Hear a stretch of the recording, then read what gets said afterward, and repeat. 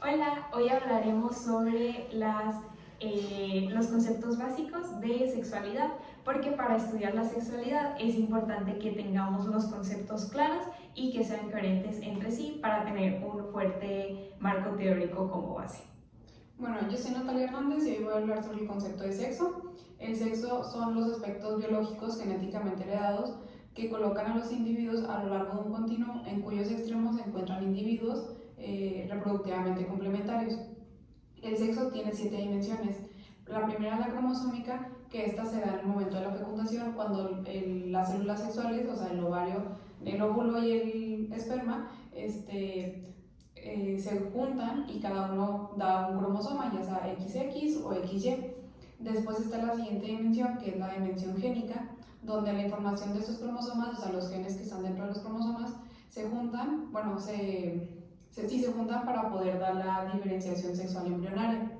Después está la siguiente dimensión, que es la gonadal, y aquí es donde se desarrollan las gónadas, dependiendo si el sujeto o el individuo es XX o XY. Por ejemplo, si es XX se desarrollarían los ovarios y si es XY se desarrollarían los testículos. Después está la hormonal, que en base a las gónadas se producen ciertas hormonas. En el caso, por ejemplo, de XY se producirían predominantemente andrógenos y en el caso de XX se producirían predominantemente estrógenos, aunque tanto ovarios como testículos producen ambos, andrógenos y estrógenos. Después la siguiente dimensión son los órganos sexuales pélvicos internos, los OSPIs, donde dependiendo si hay presencia de alguna hormona, por ejemplo la testosterona, se desarrollan algunos conductos específicos, como serían los conductos de Wolff, y eso es para los individuos XY. Por ejemplo, también si no se presenta la testosterona, no se desarrollaría se desarrollan los conductos de Müller, que es como el camino que ya está predeterminado, y eso es en el caso de los individuos XX. Después, en la siguiente dimensión, en la de los órganos sexuales pélvicos externos, se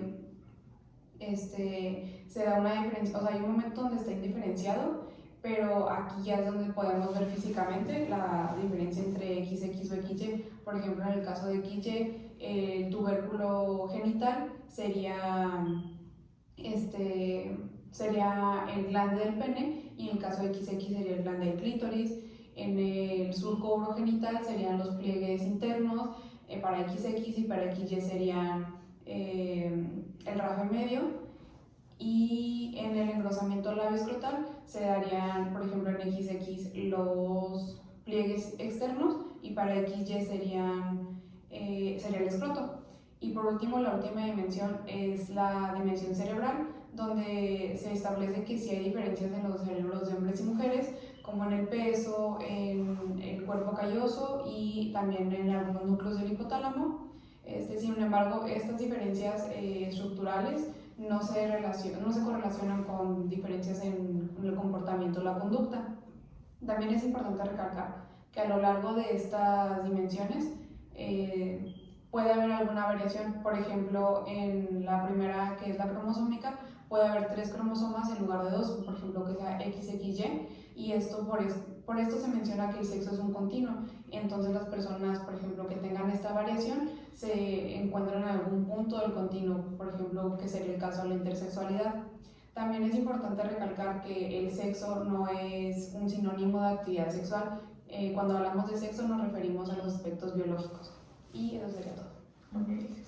Bueno, mi nombre es Adriana Cano, yo les voy a estar hablando acerca del sexo de asignación. Como bien mi compañera Natalia ya nos estuvo hablando acerca de las dimensiones en las que se divide el sexo para poder nosotros diferenciar a una persona XX de una persona XY. En el sexo de asignación, pues más que nada se asigna dependiendo de nuestros hospes, que son los órganos sexuales pélvicos externos, los cuales es cuando el doctor pues toma la asignación en brazos, puede ver los hospes que posee y así poder diferenciar entre si es un hombre o una mujer. Sin embargo, muchas de las veces el sexo de asignación suele diferir mucho del sexo hormonal o el sexo cromosómico, porque como ya lo hemos comentado, pues es más que nada esto dependiendo de los cromosomas que tengamos, que muchas de las veces al ver esta variación genética que nos comentaba mi compañera Natalia, pues suele haber pues esta diferenciación en donde no solamente tenemos cromosomas XX o XY, sino puede haber esta variación de XXY o YYX. Entonces, pues por esto mismo se diferencia mucho de lo que vendría siendo el sexo de asignación. Entrando en el continuo, pues podemos ver que dentro de esto existen una variedad muy infinita de diferenciaciones, las cuales pues no son muy visualizadas y no reconocemos mucho, por lo que muchas de las veces al momento de que nosotros nos damos cuenta de que tenemos un sexo de asignación muy diferente a nuestro sexo cromosómico, llega a haber pues como cuestionamiento de nosotros mismos acerca de pues más que nada nuestra identidad de género, que pues también sería un tema del que les va a hablar mi compañero. Bueno, yo soy Laura Paola Flores Valdés y les voy a hablar sobre identidad de género. Pero antes de hablar de identidad de género, creo que es importante aclarar la diferencia entre sexo y género. Y bueno, el sexo ya mis compañeras lo abordaron a profundidad, pero básicamente son todas esas características fisiológicas que nos identifican como hombres, como mujeres o en medio de esto. Y el género son todas estas características sociales que se nos dan a partir de nuestro sexo. Entonces esto es algo muy social que se nos da y bueno, pues depende de la cultura las características que asocian como el género masculino o el género femenino. Y bueno, pues también el género es más bien como que estas características que la sociedad nos da conforme a nuestro sexo y también los comportamientos que surgen a partir de esto. Entonces, bueno, ahora sí, ¿qué es la identidad de género? La identidad de género es donde nosotros nos ubicamos, ya sea en el género masculino, femenino o algo de entre por medio. Entonces, esto es una experiencia como muy interna y muy personal y se va desarrollando nuestra identidad de género a lo largo pues de nuestra vida. Y entonces, esta identidad de género nos da justo un sentido de identidad y pues de pertenencia. Entonces, ¿qué es la identidad de género? Pues básicamente son todas estas vivencias tanto emocionales como psíquicas, las cuales vivimos a través de esta identificación pues de género también. Pero bueno, ¿cuándo sucede esta identidad de género? Porque pues si lo pensamos, un recién nacido todavía no sabe todas estas reglas sociales que tenemos, o sea, no sabe que a los niños les ponemos ropa azul y a las niñas les ponemos ropa rosa. Pues se ha encontrado que la identidad de género se empieza a construir a partir de los 18 meses. Pero pues ¿por qué personas tan chiquitas ya como que saben esto? Pues porque nosotros como sociedad ya les vamos dando ciertos juguetes, ya les vamos tratando diferentes e incluso ya los vamos vistiendo diferentes. Pero bueno, como les dije, esto es un proceso que se da pues a lo largo de toda la vida, entonces no es hasta la adolescencia tardía o hasta el final de la adolescencia, que es alrededor de entre los 18 y 21 años, cuando esta identidad de género pues en realidad se consolida. Y por último también quisiera aclarar la diferencia entre identidad de género y preferencia genérica, ya que esto también es algo que se suele confundir. Cuando hablamos de preferencia genérica, hablamos más bien de la preferencia que nosotros tenemos de relacionarnos con otras personas, ya sea afectivamente y o eróticamente.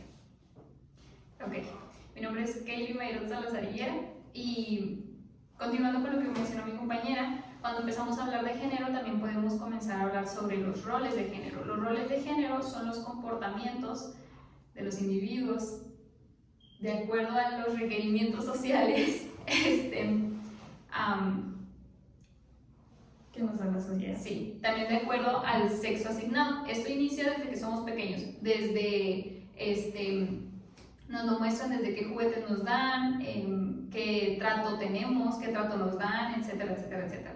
Es producto del condicionamiento y la educación que el individuo tiene a lo largo de su vida y su cultura. Por ejemplo, bueno, ahorita doy el ejemplo, por cierto. Muy bien, mi nombre es Valeria Martínez Samaniego y vamos a pasar con el concepto de estereotipo de género. El estereotipo de género es cómo la sociedad espera que nosotros vistamos, hablemos, actuemos, incluso lo que estudiemos. Por ejemplo, con las mujeres se espera que estudien algo relacionado a las humanidades, que los hombres estudien algo relacionado a la ingeniería. Se espera que a las mujeres nos guste tener hijos o esperemos tener hijos, nos guste vestir colores de, no sé, rosa, morado, que esperemos ser amas de casa y que el hombre sea quien mantenga económicamente el hogar. Y pues también sería importante hacer esta diferenciación entre el estereotipo de género y El rol de género. Por ejemplo, si yo voy a H&M y yo voy directo a el área de chicas, ¿sí? Pero entonces, es que... Sí, con el rol de género se espera que nosotras, como tenemos órganos femeninos, por nuestro sexo asignado. Sí, por nuestro sexo asignado. Se espera que por nuestro sexo asignado nosotros vayamos al área de chicas. Entonces, como yo soy femenino, pues voy y me dirijo a la sección de chicas, pero como estereotipo de género se espera que yo compre un vestido. Ya sería el cuestionamiento si yo llego a comprarme un pantalón, ahí ya se implicarían los estereotipos de género. Sí. Entonces el rol de género son los comportamientos y el estereotipo de género son las creencias. Que la sociedad determina. Sí. Y bueno, no sé si se dieron cuenta, pero como que todo está ligado, o sea, el sexo determina como el sexo asignado determina también el género con el que nos vamos a identificar, o sea, no siempre, pero es lo que comúnmente se hace. Y bueno, el género ya lo influye también el rol de género y los estereotipos de género. Y bueno, para terminar, pues estos fueron algunos de los conceptos básicos de sexualidad y bueno, a pesar de que es importante tenerlos claros y bien definidos, también hay que tomar en cuenta de que pues estos pueden ser flexibles. Gracias.